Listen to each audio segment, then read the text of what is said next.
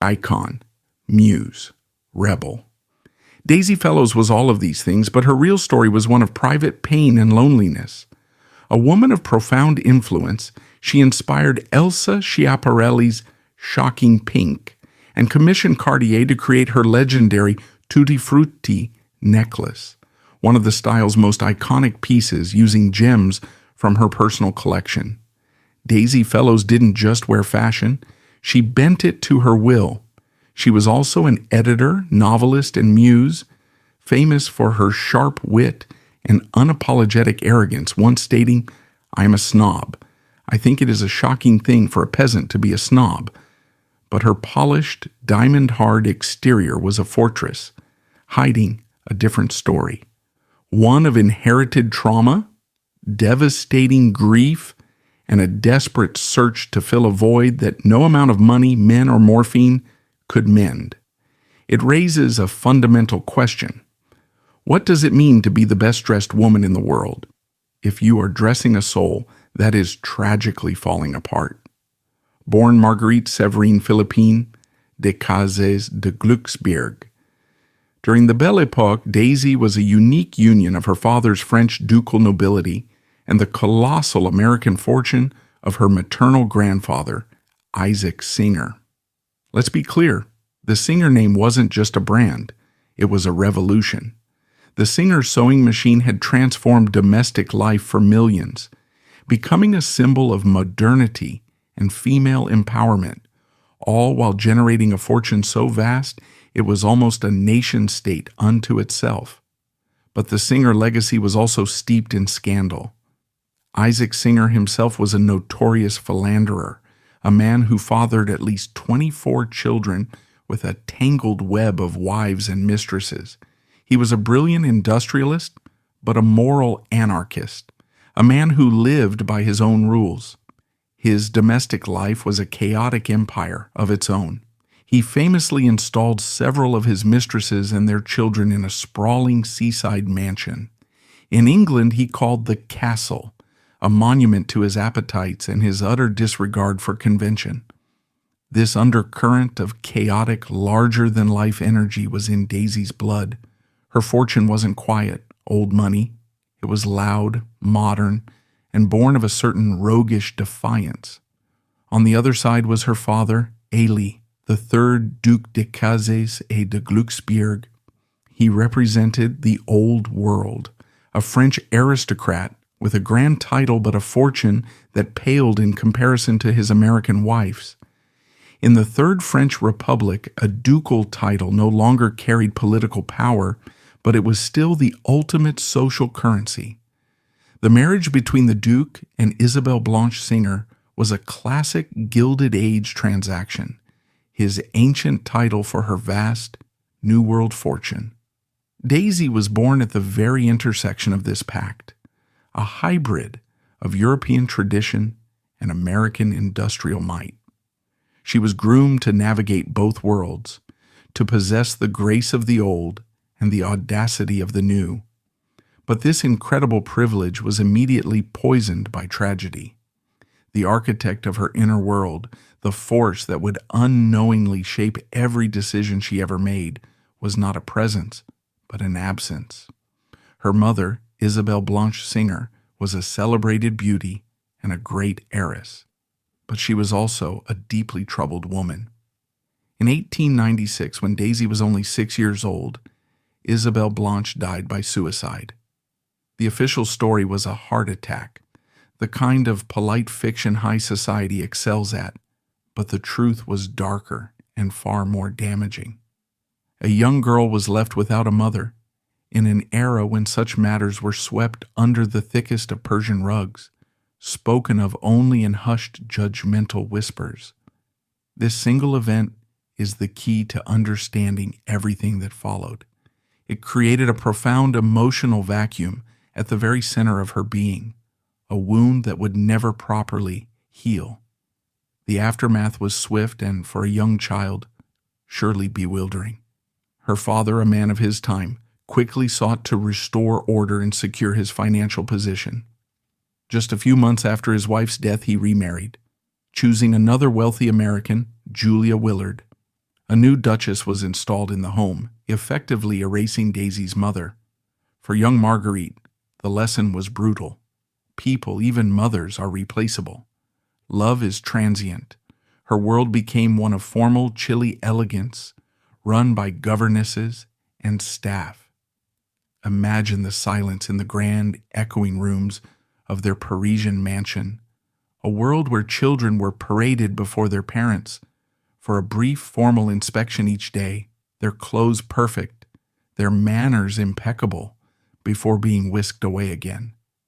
Affection was not something given freely, but a transaction, a reward for good behavior. While she was provided with every material comfort, grand houses, trips to the Riviera, a flawless education, she was emotionally adrift, learning to equate the acquisition of beautiful things with the feeling of being loved. The world taught her that appearances were everything, that one must maintain a flawless facade no matter the turmoil beneath. From this earliest trauma, she learned a cold and vital lesson. Emotional connection is fragile and unreliable. Love leaves. The only things you can truly count on are wealth, status, and the armor of impeccable style. She grew up in a world on the brink of cataclysmic change. The First World War would shatter the old European order, wiping out a generation of young men and rendering the old rules obsolete. The war didn't just change borders, it changed minds. It exposed the pompous certainty of the old guard as a fatal delusion, creating a deep-seated cynicism and a hunger for the new. In its aftermath came the Roaring Twenties, the Jazz Age, a frantic, hedonistic, and creative explosion fueled by a collective sense of live for today, for tomorrow we may die.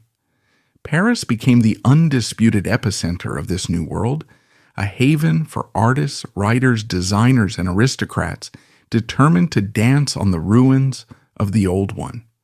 It was an era of shocking new art forms like surrealism, of daring new fashions that liberated the female form, and of a social and sexual freedom that was both exhilarating and, for many, deeply destabilizing. This was the world Daisy Fellows was about to enter.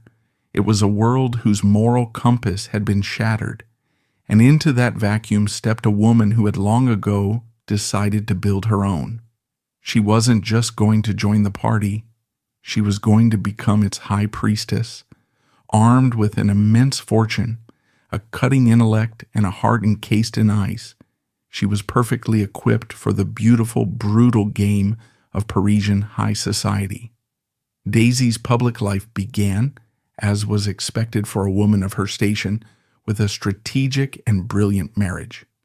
In 1910, at the age of 20, she married Prince Jean-Amédée Marie Anatole de Broglie, a scion of one of France's most illustrious aristocratic families. The de Broglie were intellectual powerhouses, producing generations of statesmen and scientists. The union solidified her place at the absolute pinnacle of European society and produced 3 daughters in quick succession, Emmeline, Isabelle, and Jacqueline. For a few brief years, it seemed Daisy was settling into the prescribed role of a high-born princess, managing grand households, raising children, and hosting elegant, if conventional, dinners. It was her first and perhaps only attempt at a traditional life, but the fairy tale was short-lived. In 1918, just as the Great War was drawing to its bloody conclusion, the prince's life was claimed not by an enemy bullet, but by the great invisible killer of the era, the Spanish flu pandemic, which took him while he was serving in North Africa. At just 28, Daisy was a widow, a mother of 3, and now a victim of the second great emotional abandonment of her life. First her mother, now her husband. These twin tragedies seemed to cement a cynical, hardened core within her, a conviction that loss was an inevitable part of life and that emotional vulnerability was a weakness she could not afford. A year later, she remarried. Her second husband was Reginald Reggie Fellows, a wealthy British banker, a cousin of Winston Churchill, and a man whose placid, easygoing nature provided the perfect stable backdrop for Daisy's glittering, often chaotic ambitions. Reggie was handsome, sporty, and, most importantly, tolerant. He understood that his wife was not a conventional woman and gave her the freedom she craved. It was with this marriage that she became the Daisy Fellows. The world would come to know and fear. They moved between London, Paris, and a magnificent villa in Cap Martin, their lives a whirlwind of extravagant parties and high-stakes social maneuvering. It was now, in the 1920s and 30s, that she truly began to construct her public persona as the ultimate arbiter of style. She didn't just follow trends, she created them. She possessed an almost architectural understanding of clothing, an innate sense of proportion, color, and drama that was utterly unique. Designers weren't just her suppliers. They were her collaborators and sometimes her pupils. She formed a legendary, if tempestuous, relationship with the surrealist designer Elsa Schiaparelli. Daisy was one of the first and most fervent champions of Schiaparelli's avant-garde, often shocking designs. It was Daisy's embrace of a vibrant, almost violent fuchsia that led Schiaparelli to christen it Shocking Pink. She famously wore Schiaparelli's shoe hat, a creation born from a collaboration with Salvador Dali, with an unblinking seriousness that transformed it from a joke into a high-fashion statement. At one extravagant ball, she arrived with a coiffure interwoven with a tiny cage holding live, iridescent butterflies, a living, breathing piece of surrealist art. She was, in essence, a performance artist, and her medium was her own body. Her other great design relationship was with the severe, modernist elegance of Coco Chanel. Chanel and Schiaparelli were bitter rivals, and Daisy, in her inimitable way, played both sides, appreciating Chanel's revolutionary simplicity as much as Schiaparelli's wild fantasy. She could appear one day in a perfectly cut Chanel suit, the picture of understated chic, and the next in a Schiaparelli gown embroidered with a giant lobster. She understood that true style wasn't about loyalty to one designer, but about creating a personal narrative. This rivalry extended to a famous social battle with another Chanel devotee, Wallace Simpson. Daisy detested the American divorcee who had captured the heart of the British king. She saw Wallace as a grasping social climber and used her sharp tongue to undermine her at every turn, once remarking on Wallace's famously plain appearance, "It's a pity she isn't a beautiful woman." Perhaps the most famous emblem of her style was her jewelry. She had a passion for magnificent, often oversized jewels, which she wore with a theatrical, almost defiant flair. Her most iconic piece was a Cartier necklace commissioned in 1936. It was a spectacular cascade of carved sapphires, rubies, and emeralds, inspired by Indian designs that would later become known as the Tutti Frutti, or Collier Hindu, style. She wore this riot of color not with a simple evening gown, but often with the most severe, understated dresses, letting the necklace become the entire story. She also championed the work of Suzanne Belperron, a visionary jeweler whose bold sculptural pieces were considered radical. Daisy would wear Belperron's carved rock crystal cuffs on both wrists, a look of primitive, powerful chic that was decades ahead of its time. It was a power move, a declaration of her audacious multicultural taste in a world that still clung to the rigid formality of diamonds and pearls. Her influence was so undeniable that in 1933 she was hired as the Paris editor for the American magazine Harper's Bazaar. It was a brilliant move by the magazine's editor, Carmel Snow, who recognized that Daisy wasn't just a consumer of fashion, but a source. Her tenure was brief and stormy. Her taste was often too avant-garde and macabre for a mainstream American audience. She famously suggested a fashion shoot set in a butcher shop with models posing amongst carcasses of meat, an idea that horrified the magazine's advertisers. Her vision was simply too radical, too surreal, too aggressive for the time. But her impact was immense, contributed to the magazine's reputation for cutting-edge style. Beyond fashion, she even tried her hand at literature, publishing a novel titled Les Dimanches de la Comtesse de Narbonne, The Sundays of the Countess of Narbonne, in 1931. It was a thinly veiled and reportedly quite cruel satire of her own social circle. This was the public Daisy, a creative, unstoppable force, a woman who had mastered every aspect of the world she inhabited. But this relentless pursuit of external perfection was, in reality, a desperate attempt to outrun the chaos that was brewing within. Beneath the flawless surface of haute couture and legendary parties, Daisy Fellows was a woman in profound pain. The construction of her public self was a daily, painstaking ritual. It began in the morning, not with a simple choice of what to wear, but with the strategic assembly of an identity. Hours would be spent in fittings, her critical eye missing no detail, her sharp tongue directing the couturiers, who were supposedly her masters. Every jewel was selected, every accessory placed, with the precision of a general planning a campaign. The fortress of style she had built was designed to keep the world out, but it also served to imprison her. Her public persona was one of cool, intimidating control, but her private life was a landscape of emotional chaos, defined by scandalous affairs, a growing dependence on drugs, and a reputation for breathtaking cruelty. For a woman who had experienced such profound abandonment in her youth, she seemed incapable of forming stable, lasting emotional bonds, instead seeking fleeting intensity and constant distraction. To truly understand Daisy Fellows' heart, one must first understand that it was a fortress under constant chaotic siege, mostly from herself.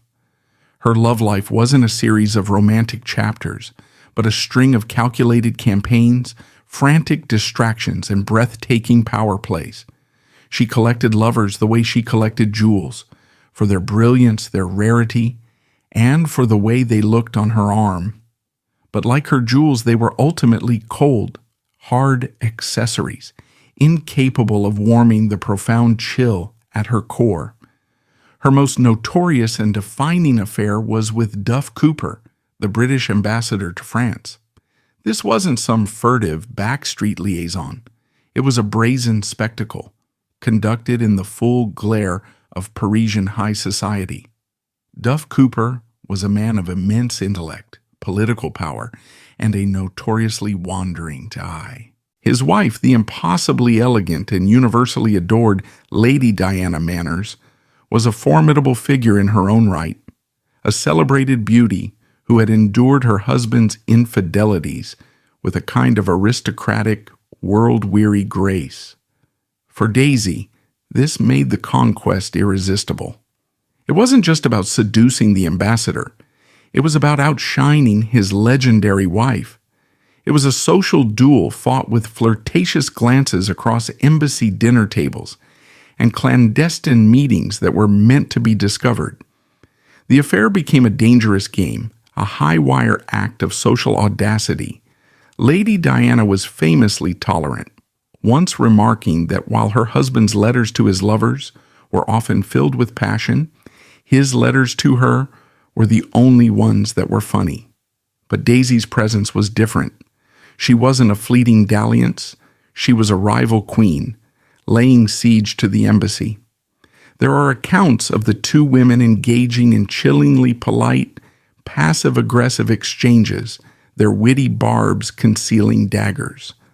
For Daisy, the thrill was in the performance, in proving that even a woman as beloved as Diana Manners could not hold her husband's attention when she was in the room, it was a testament to Daisy's core belief. She was an exception to every rule, including the bonds of a powerful marriage. The affair eventually cooled, as all of hers did, but not before she had established her dominance, leaving a trail of social wreckage in her wake. But Duff Cooper was just one star in a vast constellation. In her youth, she was drawn to men who matched her own wild energy. One of her most passionate and turbulent relationships was with the dashing English aviator and adventurer, Captain H.E. Cap Benet. He was a war hero and a notorious womanizer, a man who lived with the same reckless abandon as Daisy. Theirs was a clash of two magnificent predators, a fiery and ultimately unsustainable affair that burned with intensity. He was a man who couldn't be tamed, which made him for a time the only man she wanted. As she grew older, her taste in lovers became a revolving door of powerful aristocrats, brilliant artists, and anyone who could stave off her greatest fear, boredom. The writer Paul Moran, a keen observer of her circle, noted the almost desperate quality of her search for pleasure, calling it frantic and mournful. It wasn't the joyful pursuit of love, but the frantic flight from a deeper sorrow. This desperation often manifested as breathtaking cruelty. She would captivate a man only to humiliate him or his wife publicly once she grew tired of him. There's a story of her, in the midst of an affair with a married man, encountering his distraught wife at a party. The wife, on the verge of tears, confronted Daisy, who simply looked her up and down with a cold smile and purred, "Oh, darling, you mustn't mind. It means so little to me. It should mean even less to you," before turning her back and walking away. It was a verbal execution designed to inflict maximum pain and assert her absolute emotional detachment.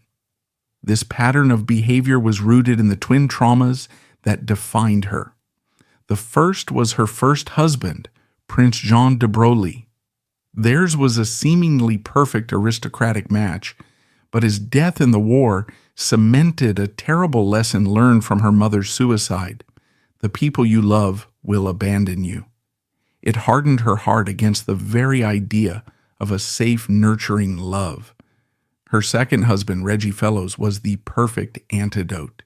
He was handsome, wealthy, and, most importantly, complacent. He provided her with a respectable name and a stable home base, and then he looked the other way. Their marriage was an arrangement, a social contract that gave her the freedom to pursue her dramas without consequence. He was the impeccable, silent backdrop to the theater of her life, a role he seemed content to play. Ultimately, her affairs were not about finding a partner. They were about finding a mirror. She sought men who reflected her own power, her own glamour, her own chaos. But a mirror can only reflect a surface, and it was her own surface that she polished to blinding perfection.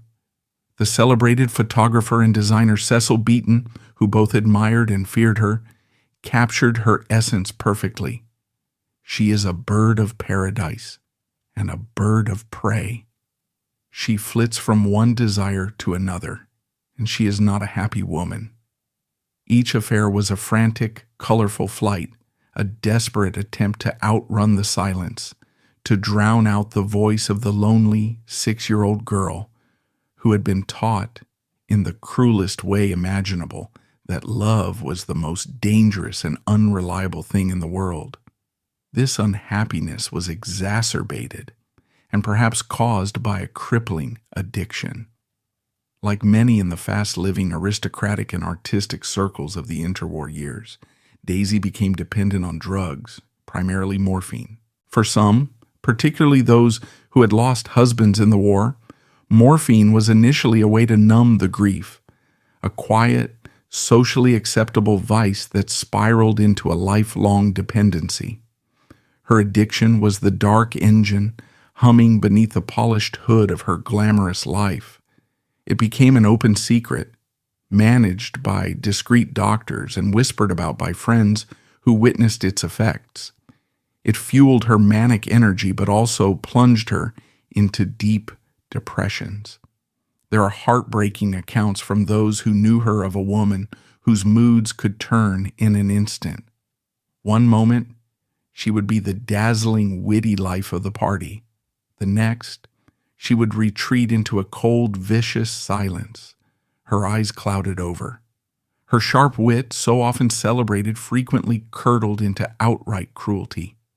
She was known for her bon mots, witty remarks that were often designed to wound, targeting the insecurities of her friends and rivals with surgical precision. When a fellow socialite arrived at a party wearing the same designer dress as her, Daisy surveyed her from head to toe and purred, "What a lovely dress. I couldn't resist buying it for my maid." On another occasion, she reportedly convinced a rival to purchase a worthless piece of glass by claiming it was a rare Fabergé egg, later delighting in the woman's humiliation. This wasn't just cleverness, it was a weapon, a way to keep people at a distance, to control her environment by ensuring everyone was slightly afraid of her. The deepest and most tragic casualty of her chaotic inner life was her relationship with her own children. Having lost her own mother at such a young age, she seemed unable to provide the maternal warmth and stability her own children craved. Her eldest daughter, Emmeline, once poignantly remarked, "My mother is a sphinx. I have never known what she thinks." They were raised by nannies and governesses, perpetually on the periphery of their mother's whirlwind existence. This world was often centered on their magnificent yacht, the Sister Anne, a sleek, black-hulled vessel that was Daisy's floating kingdom. Here, she entertained everyone from Winston Churchill to Noel Coward, presiding over endless rounds of cocktails and high-stakes card games. But for her children, it was a place of exclusion, a glamorous stage upon which they were rarely allowed. Daisy was said to be a distant, critical, and often emotionally unavailable figure in their lives, a glamorous but untouchable presence. The consequences of this emotional neglect were devastating and unfolded like a Greek tragedy. It was the ultimate tragedy, the motherless child becoming the mother who could not love, perpetuating a cycle of emotional abandonment down through another generation. This cycle reached its horrifying apex with her daughter, Jacqueline. Beautiful and fragile, Jacqueline grew up to marry a French count and seemed destined for a life of aristocratic ease. But she was haunted by a profound depression, a sorrow she could never shake. In 1965, at the age of 47, Jacqueline died by suicide, a tragic echo of the fate that had first broken Daisy's own life.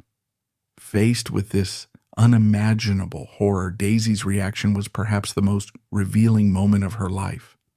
Publicly, her famous armor remained firmly in place.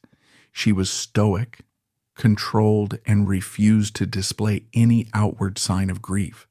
She organized the funeral with chilling efficiency, managing every detail as if it were another of her grand social events.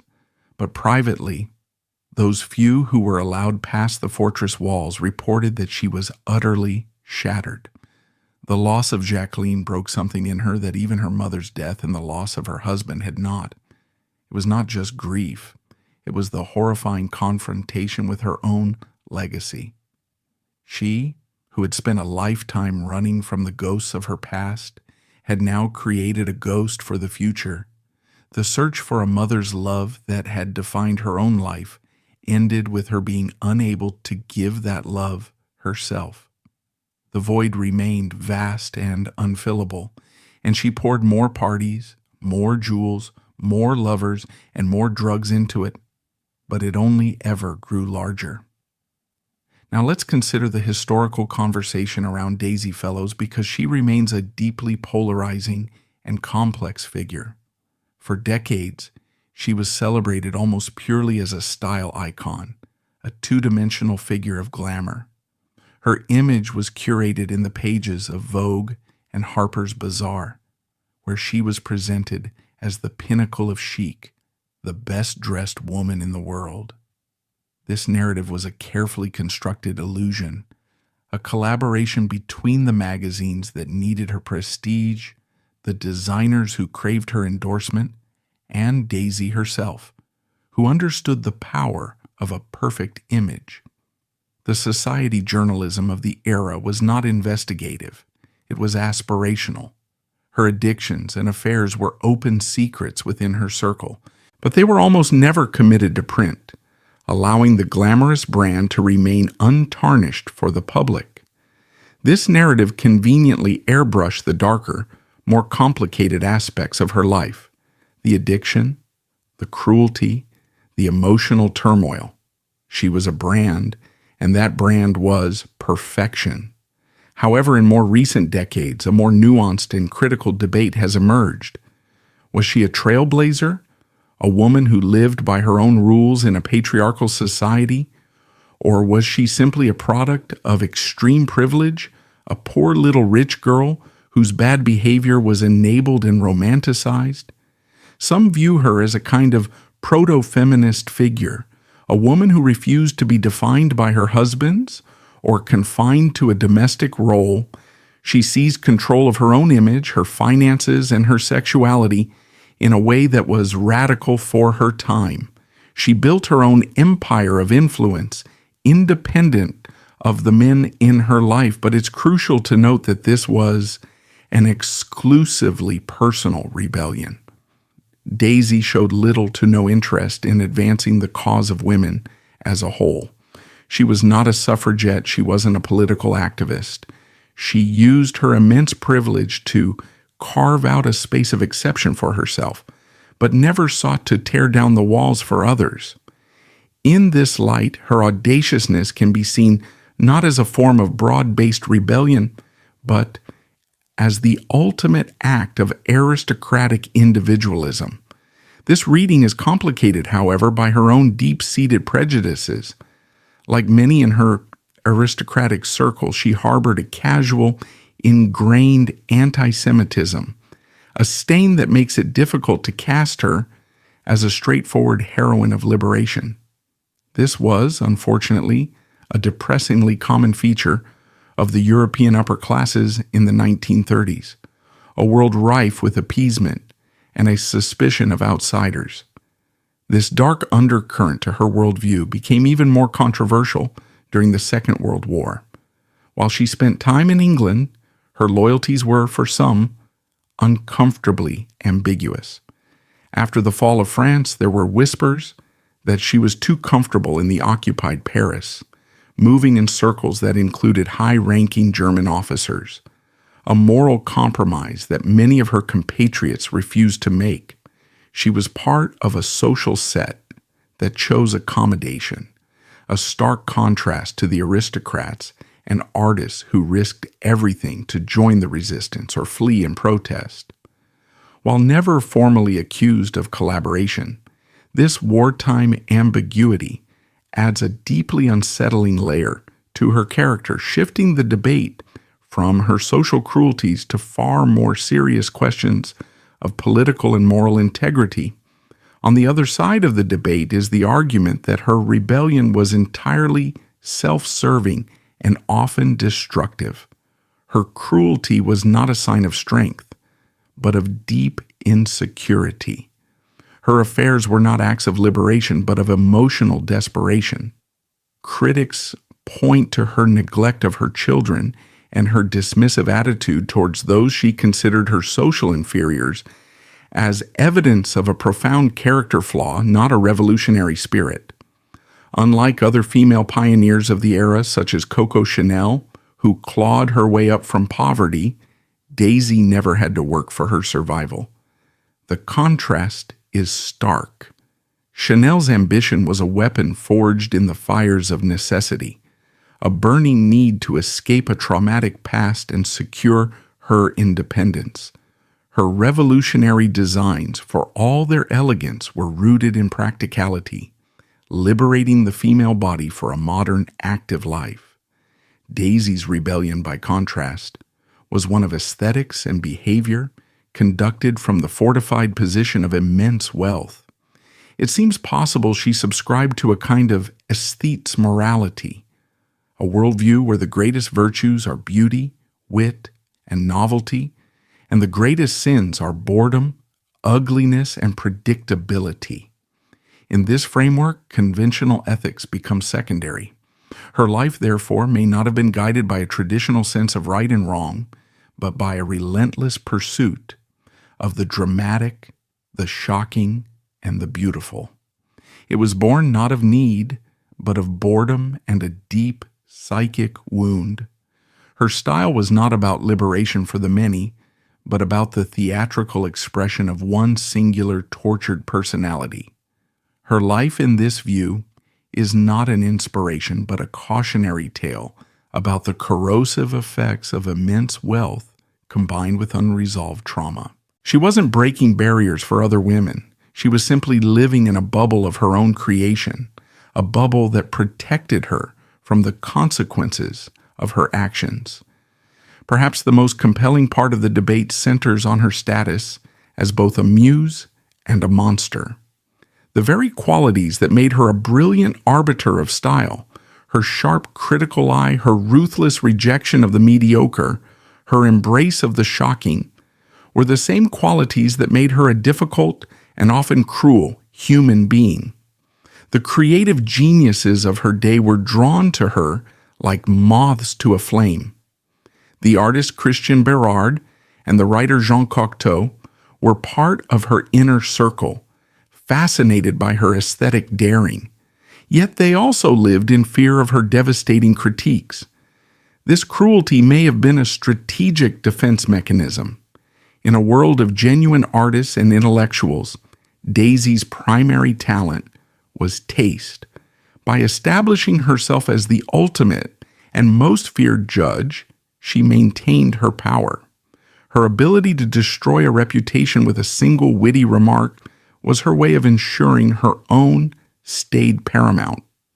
Designers like Schiaparelli and Cartier needed her patronage to validate their most avant-garde work, but they also had to endure her whims, her demands, and her fickle loyalties. She applied the same exacting standards to people as she did to a hemline, and if they were found wanting, she dismissed them with the same cold finality. This forces us to confront an uncomfortable question. Can we separate the art from the artist? Can we celebrate her immense contribution to the aesthetics of the 20th century while acknowledging the human wreckage she sometimes left in her wake? Daisy Fellows doesn't allow for easy answers. She was a walking, breathing paradox, a creator of immense beauty who harbored a great deal of ugliness, a symbol of freedom who was profoundly imprisoned by her own pain. Daisy Fellows' legacy is, without a doubt, multifaceted and enduring, casting a long, elegant shadow over the worlds of fashion and culture. On a purely aesthetic level, her influence is immeasurable. She championed the very idea of personal style long before it became a buzzword. She taught the world that style was not about slavishly following a designer's dictates, but about curating a look that was a true expression of one's own personality, wit, and intelligence. Her influence went beyond just one type of look. She was a master of aesthetic range. It was Daisy who helped pioneer the wearing of elegant trousers for women at chic, non-sporting events, a radical act in the 1930s.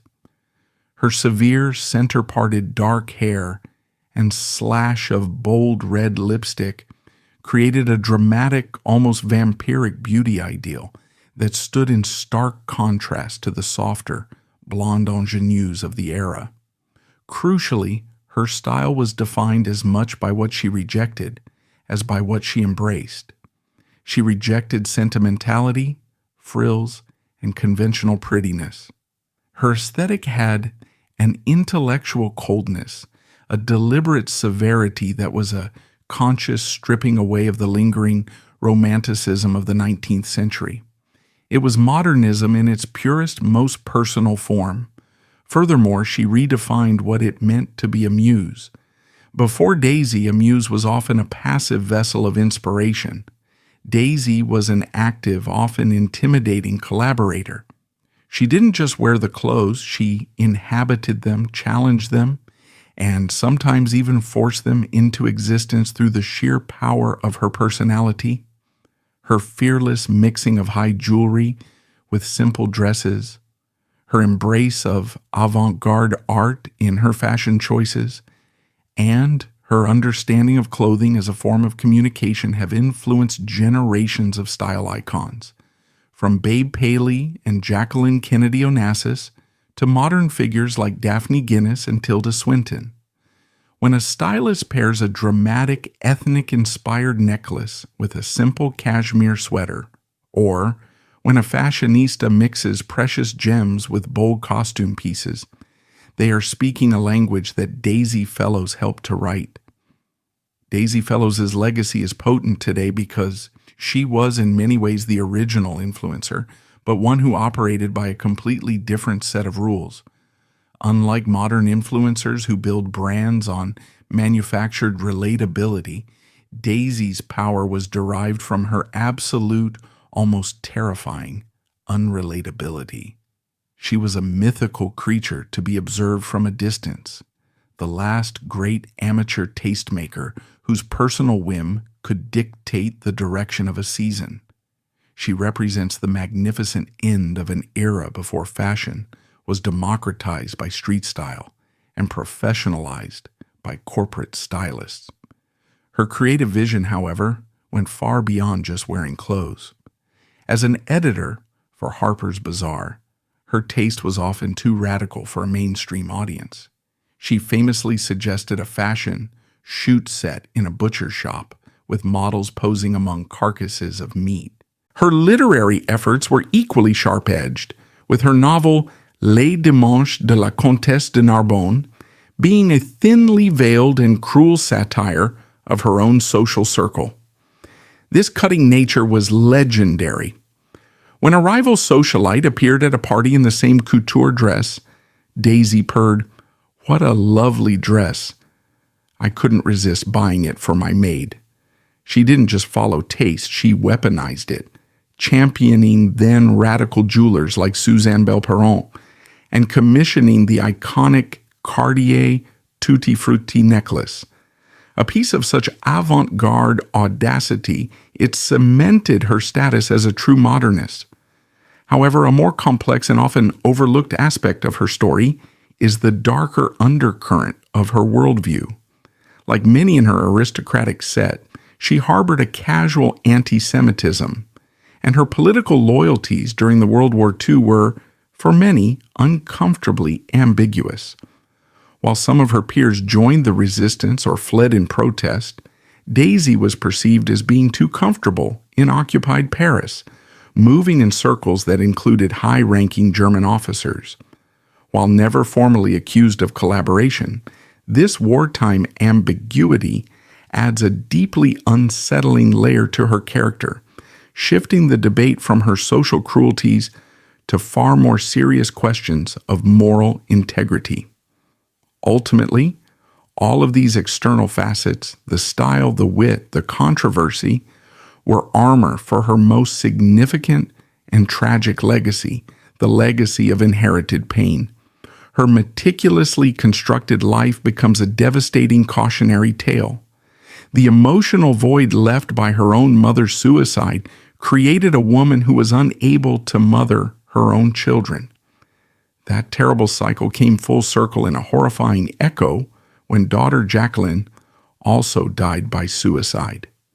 This is the somber truth that underpins all the glamour, a powerful reminder that our private battles can cast long and devastating shadows. In the end, Daisy Fellows remains a breathtaking paradox, a creator of immense beauty who harbored a great deal of ugliness, a symbol of freedom who was profoundly imprisoned by her own pain.